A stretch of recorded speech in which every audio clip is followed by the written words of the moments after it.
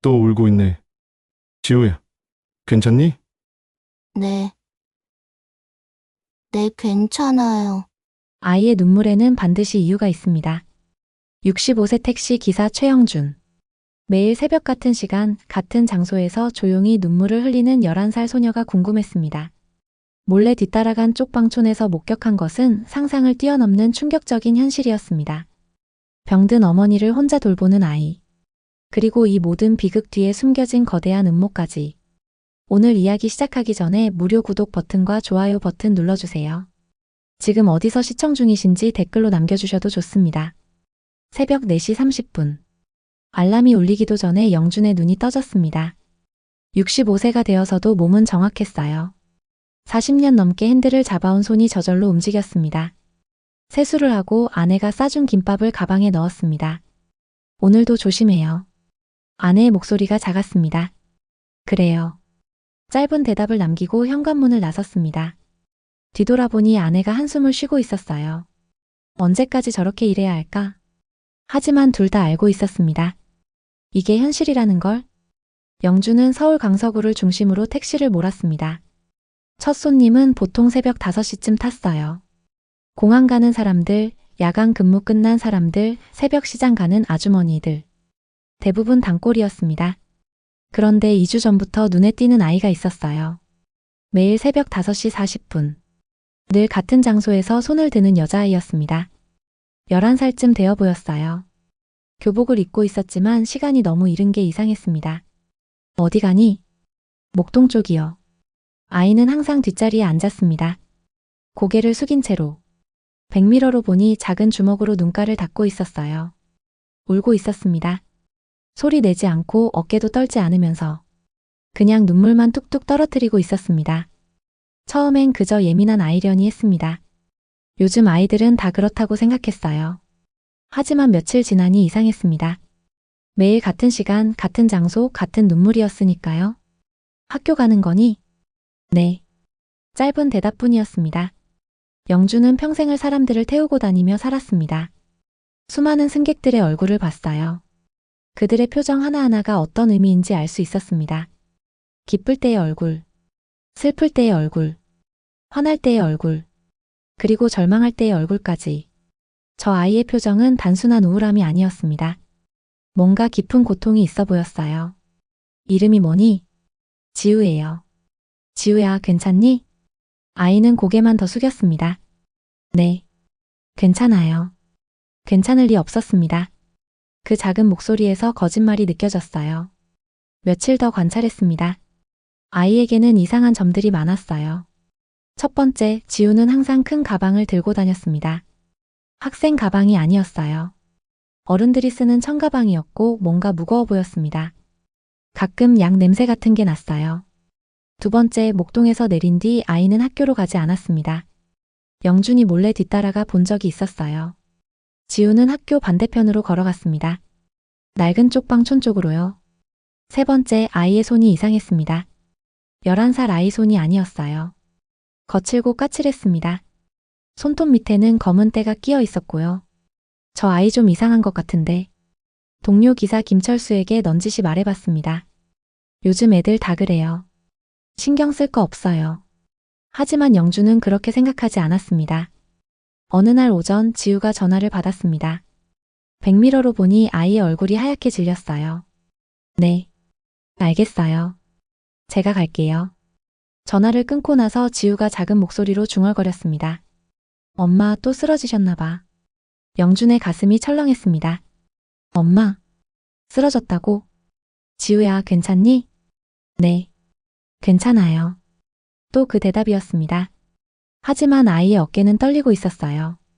작은 손으로 눈물을 훔치고 있었고요. 그날 밤 영주는 잠을 이룰 수 없었습니다. 천장을 바라보며 계속 같은 생각만 맴돌았어요. 저 아이에게 무슨 일이 벌어지고 있는 걸까? 문득 오래된 기억이 떠올랐습니다. 30년 전. 영준이 35살이던 시절이었습니다. 택시회사에서 일하던 동료 기사 이경수가 있었어요. 경수는 좋은 사람이었습니다. 성실했고 가족을 사랑했어요.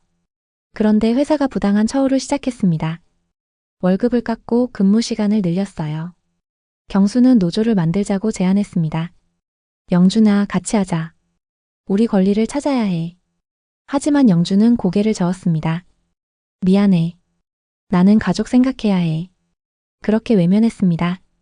결국 경수는 혼자 싸우다 해고당했어요. 생계가 막막해진 그는 불법 대부업에 손을 댔고 결국 파산했습니다. 소식이 끊긴 지 벌써 20년이 넘었어요. 영준은 평생 그 죄책감을 안고 살았습니다. 경수의 얼굴이 자꾸 떠올랐어요. 그리고 지금 지우의 얼굴과 겹쳤습니다. 또 외면하는 건가? 이번에도 모른 척하는 건가? 나이가 많다는 이유로, 힘이 없다는 이유로. 영준은 주먹을 꽉 쥐었습니다. 새벽 하늘이 밝아오고 있었습니다. 곧 출근 시간이었어요. 거울 속 자신의 얼굴을 보며 영준은 중얼거렸습니다. 이번엔 달라야 해. 65세 늙은 택시 기사라도 할 수 있는 일이 있을 거라고.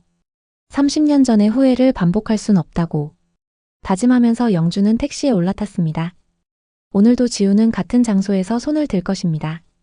그리고 영준은 더 이상 외면하지 않을 것입니다. 무엇이 저 아이를 울게 하는지 반드시 알아낼 것입니다. 다음 날 아침.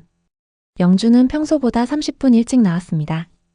오늘은 반드시 알아내야 했어요. 지우에게 무슨 일이 벌어지고 있는지. 새벽 5시 40분. 지우가 나타났습니다. 여전히 큰 청가방을 들고 있었어요. 아이의 얼굴은 창백했습니다. 밤새 잠을 못 잔 것처럼 눈밑이 파랗게 멍들어 있었어요. 어서 타. 지우는 뒷자리에 앉았습니다. 고개를 숙인 채로. 영준은 백미러로 아이를 관찰했습니다. 지우의 손이 가방 끈을 꽉 쥐고 있었어요. 손가락 마디가 하얗게 질릴 정도로. 지우야. 네. 요즘 힘든 일 있니? 아이가 고개를 들었습니다. 눈빛이 흔들렸어요. 아니요. 괜찮아요. 또 그 대답이었습니다. 영준의 가슴이 답답했습니다. 하지만 더 이상 물을 수 없었어요. 아이가 너무 경계하고 있었으니까요. 목동에 도착했습니다. 여기서 내려주세요. 지우가 돈을 내고 서둘러 내렸습니다. 그리고 학교 반대편으로 걷기 시작했어요. 영준은 차를 세웠습니다. 잠시 망설였어요. 이러는 게 맞는 걸까? 하지만 몸은 이미 움직이고 있었습니다. 천천히 지우를 따라갔습니다. 아이는 골목길로 들어갔습니다. 낡은 건물들이 빽빽이 들어선 쪽방촌이었어요. 페인트가 벗겨진 벽, 녹슨 철문, 깨진 유리창들. 지우가 멈춰섰습니다. 3층짜리 낡은 건물 앞이었어요. 아이는 주변을 살피더니 계단을 올라갔습니다. 영준은 조심스럽게 뒤따라갔습니다. 심장이 빠르게 뛰었어요. 2층. 복도 끝방에서 신음소리가 들렸습니다. 으흑. 여자의 목소리였습니다. 엄마, 나왔어. 지우의 목소리가 떨리고 있었어요. 영준은 복도 모퉁이에 숨어서 지켜봤습니다. 문틈으로 방 안이 보였어요. 그리고 숨이 멎었습니다. 좁은 방 안에 한 여자가 누워 있었습니다. 30대 후반쯤 되어 보였어요. 얼굴은 창백했고 이마에는 식은땀이 흐르고 있었습니다. 오른손이 붕대로 칭칭 감겨 있었어요. 엄마, 약 가져왔어. 지우가 가방에서 약봉지를 꺼냈습니다. 그리고 물을 떠다 어머니에게 먹였어요. 11살 아이의 손길이 너무나 능숙했습니다. 미안해, 지우야. 어머니의 목소리가 잠겼습니다. 괜찮아요, 엄마. 곧 나을 거예요. 지우가 웃으려고 애썼습니다. 하지만 눈가에는 눈물이 맺혀 있었어요. 영준의 주먹이 저절로 쥐어졌습니다. 엄마, 도시락도 싸왔어. 조금만 드세요. 고마워, 우리 딸. 어머니가 손을 뻗으려다 신음했습니다. 오른손을 움직일 수 없었어요. 엄마, 가만히 계세요. 내가 먹여드릴게. 지우가 숟가락을 들었습니다. 어머니 입에 조심스럽게 밥을 넣어주었어요. 영준은 더 이상 볼 수 없었습니다. 가슴이 미어지는 것 같았어요. 복도를 빠져나와 건물 밖으로 나왔습니다. 찬 바람이 얼굴을 때렸습니다. 이게 뭐야? 영준은 벽에 등을 기댔습니다. 11살 아이가 학교도 못 가고 어머니를 돌보고 있었습니다. 혼자서. 누구의 도움도 없이. 문득 의문이 들었습니다. 저 어머니는 왜 병원에 안 가는 걸까? 손을 다쳤으면 치료를 받아야 하는데. 영준은 다시 건물 안으로 들어갔습니다. 1층 구멍가게 아주머니에게 물어봤어요. 저기 2층에 사는 모녀 아시나요? 아, 한수진 씨요? 알죠. 아주머니가 한숨을 쉬었습니다. 불쌍한 사람이에요. 몇 달 전에 이사 왔는데 혼자 딸 키우면서 야간 일 하더라고요. 야간 일이요? 물류센터에서 포장 일 한다더라고요. 그런데 한 달 전에 사고가 났나 봐요. 영준의 몸이 굳었습니다. 무슨 사고요? 기계에 손이 끼었다던데. 병원비가 없어서 제대로 치료도 못 받고 집도 이쪽 방으로 옮겨왔어요. 회사는요? 산재 처리는 안 됐나요? 아주머니가 고개를 저었습니다. 그게 회사에서 산재 아니래요. 본인 부주의라고.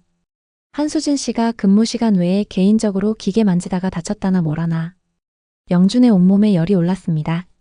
거짓말이었습니다. 분명 거짓말이었어요. 회사 이름 아세요? 글쎄요. 대형마트 물류센터라고만 들었는데 영준은 아주머니에게 고맙다고 인사하고 나왔습니다.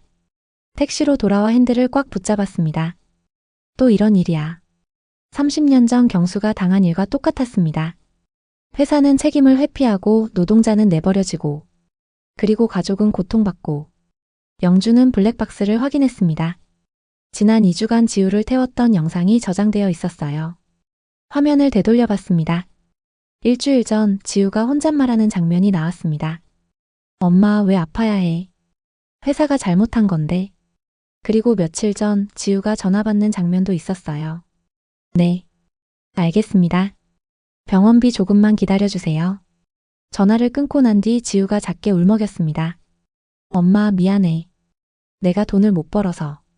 영준의 눈시울이 뜨거워졌습니다. 이건 증거였습니다.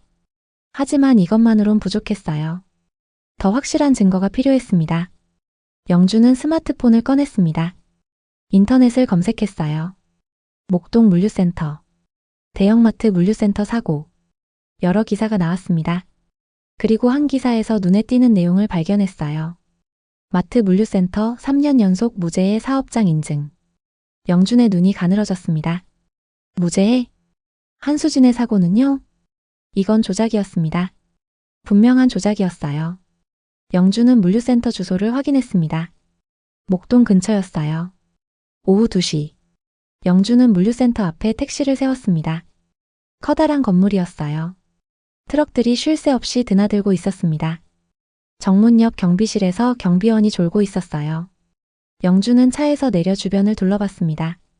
CCTV가 여러 대 보였어요. 하지만 정문 왼쪽 구석은 사각지대였습니다. 그때였습니다. 정장을 입은 남자가 건물에서 나왔어요. 40대 초반쯤 되어 보였습니다. 목에는 사원증이 걸려 있었어요. 운영팀장 배준혁. 남자는 전화를 받으며 걸어왔습니다. 영준은 차 안에 숨어서 귀를 기울였습니다. 네, 이사님. 무죄의 인증은 문제 없습니다. 배준혁의 목소리가 경쾌했습니다. 그 사고요? 이미 정리했습니다. 근무 시간 외 개인 과실로 처리했고요. 영준의 심장이 쿵쿵 뛰었습니다. CCTV 영상이요? 당연히 삭제했죠. 증거 없으니까 문제될 거 없어요. 영준은 스마트폰 녹음 앱을 켰습니다. 손이 떨렸지만 침착하게 녹음 버튼을 눌렀어요. 네, 본사 승진건도 이번 달 안에 확정될 겁니다. 무죄의 실적으로 임원 가는 거 확실합니다. 배준혁이 웃으며 전화를 끊었습니다. 영준은 녹음을 멈췄습니다. 잡았습니다. 결정적 증거를. 손이 부들부들 떨렸어요. 분노 때문인지 흥분 때문인지 알 수 없었습니다. 영준은 택시 시동을 걸었습니다. 이제 시작이었습니다. 더 이상 외면하지 않겠습니다. 30년 전처럼 도망치지 않겠습니다. 이번엔 끝까지 가볼 것입니다. 지우와 수진을 위해서. 그리고 30년 전 자신이 외면했던 경수를 위해서. 그날 밤. 영준은 녹음 파일을 몇 번이나 들어봤습니다. 배준혁의 목소리가 선명했어요. CCTV 영상이요? 당연히 삭제했죠. 증거인멸이었습니다. 하지만 이것만으로는 부족했어요. 더 많은 증거가 필요했습니다. 여보, 왜 그래요? 아내가 걱정스러운 얼굴로 물었습니다. 아무것도 아니에요. 영준은 고개를 저었습니다. 아내에게 말할 수 없었어요. 걱정시키고 싶지 않았으니까요. 새벽 3시. 잠이 오지 않았습니다. 영준은 거실로 나와 소주를 한 잔 따랐습니다. 평소엔 거의 마시지 않는데 오늘은 달랐어요. 30년 전 경수의 얼굴이 떠올랐습니다. 영준아, 같이 하자. 우리 권리를 찾아야 해. 그때 자신은 고개를 저었습니다. 겁이 났었어요. 가족을 생각해야 했고 일자리를 잃을까 봐 두려웠습니다. 하지만 지금 생각하면 그건 핑계였습니다. 그냥 외면하고 싶었던 거예요. 소주잔을 한 번 더 비웠습니다. 이번엔 다릅니다. 이번엔 절대 외면하지 않겠습니다. 다음 날 아침, 영준은 일찍 지우의 집으로 갔습니다. 건물 맞은편 골목에 차를 세웠어요. 오전 7시, 지우가 집에서 나왔습니다. 여전히 큰 가방을 들고 있었어요. 영준은 차에서 내렸습니다. 지우야. 아이가 깜짝 놀라며 돌아봤습니다. 기사 아저씨. 아저씨가 할 말이 있어. 영준은 무릎을 굽혔습니다. 지우와 눈높이를 맞췄어요. 네. 내 엄마 일 내가 알고 있어. 지우의 얼굴이 하얗게 질렸습니다. 아, 아니에요. 저희는 괜찮아요. 괜찮지 않아. 전혀 괜찮지 않아. 영준의 목소리가 떨렸습니다. 내 엄마는 회사에서 다쳤어. 그런데 회사가 책임을 안 지고 있잖아. 지우의 눈에서 눈물이 흘렀습니다. 제발요, 아저씨. 아무한테도 말하지 마세요. 왜? 회사에서 엄마를 해고할 거예요. 그럼 우리는 정말 끝이에요. 아이가 흐느꼈습니다. 영준의 가슴이 찢어지는 것 같았어요. 지우야. 영준은 아이의 어깨를 잡았습니다. 아저씨가 도와줄게. 끝까지 도와줄게. 하지만 믿어봐. 아저씨를 믿어봐. 지우가 고개를 들었습니다. 눈물 범벅이 된 얼굴로 영준을 바라봤어요. 정말요? 정말이야. 그날 오후, 영준은 다시 물류센터로 갔습니다. 이번에는 정면 승부를 하기로 했어요. 정문으로 들어가려는데 경비원이 막아섰습니다. 어디 가시는 겁니까? 배준혁 팀장 만나러 왔습니다. 약속 있으십니까? 없습니다. 하지만 만나야 합니다. 경비원이 난처한 표정을 지었어요. 약속 없으시면 곤란한데요. 한수진 씨 사고건으로 왔습니다. 그 말에 경비원의 얼굴이 굳었습니다. 잠시만 기다리세요. 경비원이 인터폰으로 전화를 걸었어요. 무언가 이야기를 나누더니 돌아왔습니다. 들어가시죠. 2층 사무실. 배준혁이 책상에 앉아 있었습니다. 얼굴에는 짜증이 가득했어요. 누구세요? 택시기사 최영준입니다. 택시기사가 왜 여기 와요? 배준혁의 목소리가 차갑습니다. 한수진 씨 이야기하러 왔습니다. 순간 배준혁의 눈빛이 변했습니다. 한수진? 그 사람이 뭔데요? 이 회사 물류센터에서 일하다 다친 사람입니다. 아, 그 사람. 배준혁이 비웃었습니다. 그 사람 근무 시간 외에 개인적으로 기계 만지다가 다친 거예요. 회사 책임 아닙니다. 거짓말입니다. 영준의 목소리가 단호했습니다. 뭐라고요? 근무 시간이었습니다. 그리고 회사가 CCTV 삭제했죠. 배준혁의 얼굴이 굳었습니다. 어떻게? 증거 있습니다. 영준은 스마트폰을 꺼냈습니다. 녹음 파일을 재생했어요. CCTV 영상이요? 당연히 삭제했죠. 증거 없으니까 문제될 거 없어요. 배준혁 자신의 목소리였습니다. 그의 얼굴이 창백해졌어요. 이게 어떻게? 이걸 노동청에 제출하면 어떻게 될까요? 영준이 한 걸음 다가갔습니다. 산재 은폐, 증거인멸. 팀장님 승진은 물 건너갔죠. 배준혁이 벌떡 일어났습니다. 당신 지금 협박하는 거요? 협박이 아닙니다. 사실을 말하는 겁니다. 이 녹음이 뭔데요? 조작할 수도 있잖아요. 그럼 경찰이 판단하겠죠. 영준은 물러서지 않았습니다. 배준혁의 입가에 비웃음이 번졌어요. 늙은 택시 기사 주제에 무슨 배짱이에요? 그 말에 영준의 온몸이 굳었습니다. 늙은 택시 기사 주제에 30년 전에도 들었던 말이었습니다. 당신 같은 사람이 뭘 할 수 있겠어요? 배준혁이 코웃음 쳤습니다. 노동청에 가든 경찰에 가든 마음대로 해요. 우리 회사 변호사팀이 있거든요. 그래도 갈 겁니다. 영준의 목소리는 흔들리지 않았습니다. 혼자서요? 65세 늙은이가? 혼자가 아닙니다. 지우가 있습니다. 수진 씨가 있고요. 그리고 영준은 배준혁을 똑바로 바라봤습니다. 진실이 있습니다. 배준혁의 얼굴이 일그러졌어요. 나가요. 당장 나가라고요. 한수진 씨를 제대로 치료받게 해주세요. 산재 처리하고요. 말 안 통하네. 경비원 2명이 들어왔습니다. 이 사람 내보내요. 경비원들이 영준의 팔을 잡았습니다. 가시죠, 아저씨. 영준은 저항하지 않았습니다. 그냥 배준혁을 바라봤어요. 후회하실 겁니다. 뭐, 지금 기회를 놓치면 후회하실 겁니다. 배준혁이 비웃었습니다. 늙은이가 헛소리하네. 영준은 끌려나갔습니다. 건물 밖. 경비원들이 영준을 밀쳤어요. 다시는 오지 마세요. 영준은 비틀거리며 균형을 잡았습니다. 65세의 몸이 예전 같지 않았어요. 하지만 마음은 달랐습니다. 포기하지 않을 것입니다. 영준은 택시로 돌아왔습니다. 핸들을 잡고 심호흡을 했어요. 정면 승부는 실패했습니다. 하지만 끝이 아니었어요.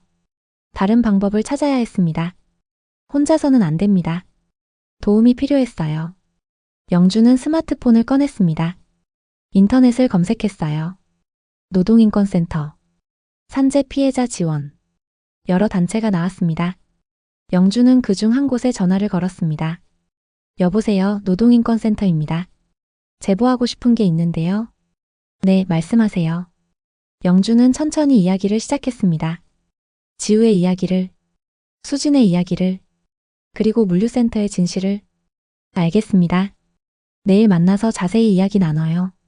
전화를 끊고 나니 조금 숨통이 트이는 것 같았습니다. 혼자가 아니었습니다. 도와줄 사람들이 있었어요. 해가 지고 있었습니다. 영준은 지우의 집 앞으로 차를 몰았습니다. 창문 너머로 불빛이 보였어요. 지우가 어머니를 돌보고 있을 것입니다. 영준은 중얼거렸습니다. 조금만 기다려. 조금만 더. 이번엔 끝까지 갈 것입니다. 늙은 택시 기사라고 비웃어도 상관없었어요. 중요한 건 진실이었으니까요. 다음 날 오전. 영준은 노동인권센터 사무실을 찾아갔습니다. 낡은 건물 3층이었어요. 복도에는 노동자 권리를 알리는 포스터들이 붙어 있었습니다. 최영준 씨죠? 30대 여성이 손을 내밀었습니다. 네, 맞습니다. 저는 활동가 정민주입니다. 어서 오세요. 민주는 영준을 작은 상담실로 안내했어요. 책상 위에는 서류들이 가득했습니다. 자세히 말씀해 주세요. 영준은 준비해 온 자료를 꺼냈습니다. 택시 블랙박스 영상, 녹음 파일, 지우와 나눈 대화 내용까지. 민주는 자료를 하나하나 확인했습니다. 표정이 점점 굳어갔어요. 이건 명백한 산재 은폐네요. 도와주실 수 있나요? 영준의 목소리가 간절했습니다. 당연하죠. 이런 일이 또 일어나면 안 되니까요. 민주가 고개를 끄덕였습니다. 우선 한수진 씨를 만나야 해요. 직접 진술을 받아야 합니다. 지금 몸 상태가 안 좋은데. 괜찮아요. 제가 찾아가겠습니다. 그날 오후. 민주와 영준은 함께 수진의 집을 찾았습니다. 지우가 문을 열었어요. 기사 아저씨. 지우야, 이분은 너희를 도와주러 온 분이야. 민주가 무릎을 굽히고 지우에게 손을 내밀었습니다. 안녕, 지우야. 언니가 너희 엄마 도와줄게. 지우의 눈에서 눈물이 글썽였습니다. 방 안으로 들어가니 수진이 누워 있었어요. 얼굴은 여전히 창백했습니다. 한수진 씨죠? 네. 누구세요? 수진의 목소리가 약했습니다. 노동인권센터에서 왔어요. 사고 이야기 좀 들려주실 수 있나요? 수진은 잠시 망설였습니다. 지우를 보고 영준을 보고 다시 민주를 봤어요. 말해도 소용없을 것 같은데요? 소용 있습니다. 민주의 목소리가 단호했습니다. 당신은 잘못한 게 없어요. 회사가 잘못한 거예요. 수진의 눈에서 눈물이 흘렀습니다. 저는 그냥 일하고 싶었어요. 지우 먹여 살려야 하니까요. 알아요. 다 알아요. 민주가 수진의 손을 잡았습니다. 이제 혼자가 아니에요. 우리가 같이 싸울게요. 수진은 떨리는 목소리로 이야기를 시작했습니다. 한 달 전 밤 10시였습니다. 물류센터는 연말 대목을 앞두고 바빴어요. 포장해야 할 상자가 산더미처럼 쌓여 있었습니다. 빨리빨리. 오늘 안에 다 처리해야 돼. 배준혁이 소리쳤습니다. 수지는 쉬지 않고 일했어요. 점심시간도 제대로 못 먹었습니다. 화장실 갈 시간도 없었어요. 밤 11시. 피곤이 몰려왔습니다. 눈꺼풀이 무거웠어요. 하지만 멈출 수 없었습니다. 그때였습니다. 컨베이어 벨트에서 상자가 떨어졌습니다. 수진이 본능적으로 손을 뻗었어요. 순간 기계가 작동했습니다. 으악! 비명이 터졌습니다. 손이 기계에 끼었습니다. 뼈가 부러지는 소리가 들렸어요. 사고야. 동료들이 달려왔습니다. 기계를 멈추는데 3분이 걸렸어요. 수진의 오른손은 피범벅이 되어 있었습니다. 병원 가야 해. 누군가 소리쳤습니다. 하지만 배준혁이 막아섰어요. 잠깐만. 뭐 하는 거예요? 사람이 다쳤는데? 일단 CCTV부터 확인하고. 배준혁이 경비실로 뛰어갔습니다. 10분 후 구급차가 왔습니다. 수지는 병원으로 실려갔어요. 응급수술을 받았습니다. 다음 날 배준혁이 병원에 찾아왔습니다. 회사 변호사와 함께였어요. 한수진 씨. 네. 수지는 진통제 때문에 정신이 몽롱했습니다. 어제 사고 말인데요. 배준혁이 서류를 꺼냈습니다. 근무 시간 외에 개인적으로 기계를 만지다가 다친 거죠? 아니요. 근무 중이었어요. 아니에요. CCTV 확인했는데 근무 시간 끝나고 혼자 남아서. 거짓말이에요. 수진이 소리쳤습니다. 한수진 씨. 변호사가 끼어들었습니다. 산재 처리하면 시간이 오래 걸려요. 병원비도 나중에 받고요. 하지만 이렇게 처리하면 당장 치료비 지원해 드릴게요. 그리고 새 일자리도 알아봐 드리고요.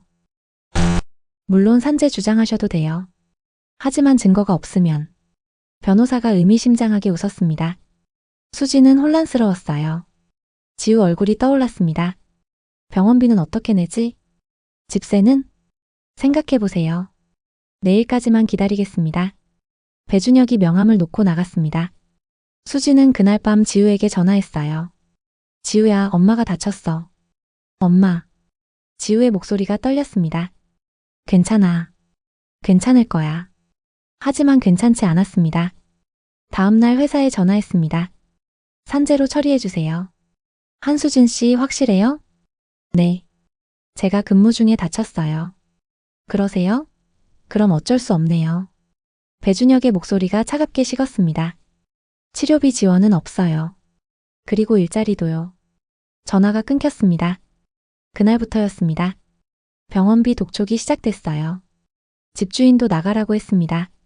결국 쪽방으로 이사했어요. 수지는 제대로 치료도 못 받고 집에서 쉬어야 했습니다. 지우는 학교도 제대로 못 가고 엄마를 돌봤어요. 이야기를 끝낸 수지는 고개를 떨구었습니다. 제가 약해서 그래요. 끝까지 싸우지 못해서. 아니에요. 민주가 수진의 손을 꽉 잡았습니다. 당신은 충분히 용감했어요. 이제는 우리가 함께 싸울 거예요. 영준도 고개를 끄덕였습니다. 한수진 씨, 포기하지 마세요. 하지만 증거가 없잖아요. CCTV도 삭제됐고. 증거 있습니다. 영준이 스마트폰을 꺼냈습니다. 배준혁이 직접 말했어요. CCTV 삭제했다고. 녹음 파일을 재생했습니다. 수진의 눈이 커졌어요. 이것만으로도 충분합니다. 민주가 미소 지었습니다. 그리고 우리에겐 더 강력한 무기가 있어요. 무기요? 바로 진실이요. 그리고 사람들의 관심. 민주는 노트북을 꺼냈습니다. 이 이야기를 세상에 알려야 해요. SNS, 언론, 시민단체까지. 그게 가능할까요? 수진이 불안한 얼굴로 물었습니다. 가능해요. 영준이 대답했습니다. 저도 30년 전에 이런 일이 있었어요. 그때는 제가 외면했죠. 영준의 목소리가 떨렸습니다. 하지만 이번엔 다릅니다. 끝까지 갈 거예요. 지우가 영준의 손을 잡았습니다. 고마워요, 기사 아저씨. 괜찮아, 지우야. 영준이 지우의 머리를 쓰다듬었습니다. 이제 너는 울지 않아도 돼. 그날부터 본격적인 준비가 시작되었습니다. 민주는 노동청에 정식으로 진정서를 제출했어요. 영준의 녹음 파일과 함께였습니다. 동시에 여러 시민단체에 연락했습니다. 물류센터 산재 은폐 사건입니다. 도와주세요. 응답이 왔습니다. 함께하겠습니다. 택시 기사 커뮤니티에도 글을 올렸어요. 영준이 직접 썼습니다. 65세 택시 기사가 본 부당한 현실. 댓글이 달리기 시작했습니다. 응원합니다. 저도 비슷한 경험이 있어요. 함께 싸웁시다. 영주는 화면을 보며 눈시울이 뜨거워졌습니다. 혼자가 아니었습니다. 많은 사람들이 함께하고 있었어요. 이제 시작이었습니다. 진짜 싸움은 이제부터였습니다. 일주일 후, 노동청에서 연락이 왔습니다. 조사 시작하겠습니다. 민주가 전화를 받고 환하게 웃었어요. 영준 씨, 됐어요. 정말요? 영준의 목소리가 떨렸습니다. 네. 특별조사팀이 구성됐대요. 영준 씨 증거가 결정적이었어요. 하지만 기쁨도 잠시였습니다. 배준혁이 움직이기 시작했어요. 그날 오후, 수진의 집 문을 누군가 두드렸습니다. 한수진 씨 계세요? 정장을 입은 남자 둘이 서 있었어요. 회사 변호사들이었습니다. 누구세요? 지우가 문틈으로 물었습니다. 엄마 좀 뵙고 싶은데. 엄마는 편찮으세요. 중요한 이야기예요. 문 열어주세요. 지우는 두려웠습니다. 하지만 문을 열 수밖에 없었어요. 변호사들이 안으로 들어왔습니다. 한수진 씨. 한 명이 서류 봉투를 꺼냈습니다. 합의서예요. 합의서요? 수진이 침대에서 몸을 일으켰습니다. 네. 5천만 원 드릴게요. 대신 노동청 진정 취하하시고요. 생각해보세요. 5천만 원이면 지우 교육비도 되고 당분간 생활비도 되잖아요. 변호사의 목소리가 달콤했습니다. 소송하면 시간만 오래 걸려요. 이기더라도 몇 년 걸릴 수 있고요. 하지만 지우 생각하세요. 아이가 학교도 제대로 못 다니잖아요. 수지는 지우를 봤습니다. 아이는 불안한 얼굴로 엄마를 바라보고 있었어요. 생각할 시간 주세요. 내일까지만 기다리겠습니다. 변호사들이 명함을 놓고 나갔습니다. 문이 닫히자 수지는 고개를 떨구었어요. 엄마 괜찮아요? 지우야. 수진의 목소리가 떨렸습니다. 5천만 원이면 우리 많이 편해질 수 있어. 하지만 엄마. 지우가 엄마 손을 잡았습니다. 기사 아저씨랑 언니가 도와주고 있잖아요. 알아. 근데 그때 전화벨이 울렸습니다. 영준이었어요. 한수진 씨 괜찮으세요? 네. 근데 방금 회사 변호사가 왔어요. 뭐라고 했죠? 수지는 합의 제안을 말했습니다. 영준은 한숨을 쉬었어요. 예상했던 일입니다. 어떻게 하죠? 한수진 씨가 결정하셔야 해요. 하지만 영준은 잠시 멈췄습니다. 합의하면 다른 피해자도 똑같이 당할 거예요. 수지는 입술을 깨물었습니다. 생각해 볼게요.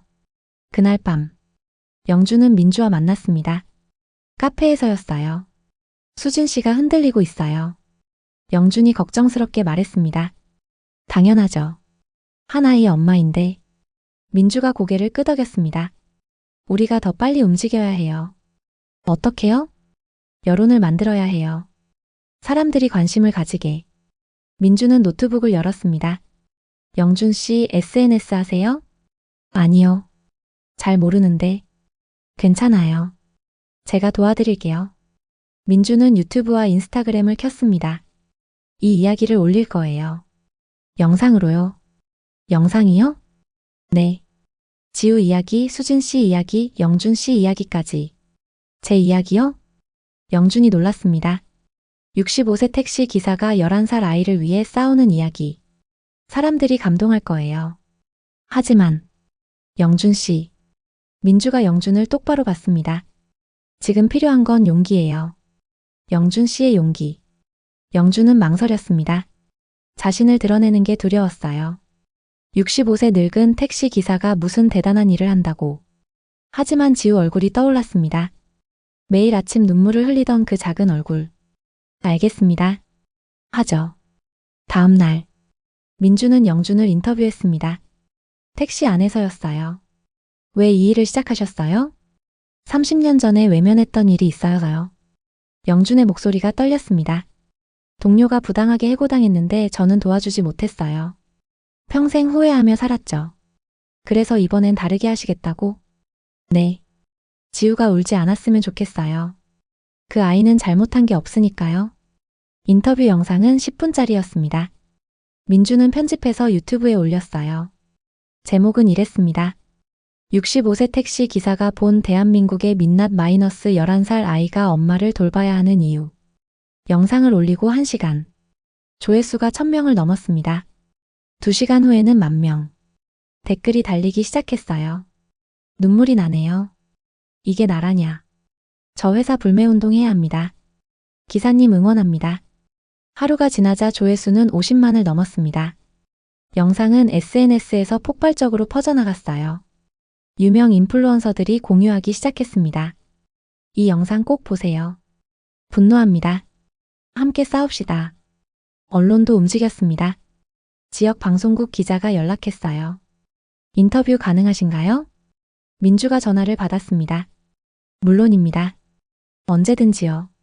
그날 저녁 뉴스. 물류센터 산재 은폐 의혹. 앵커가 심각한 표정으로 말했습니다.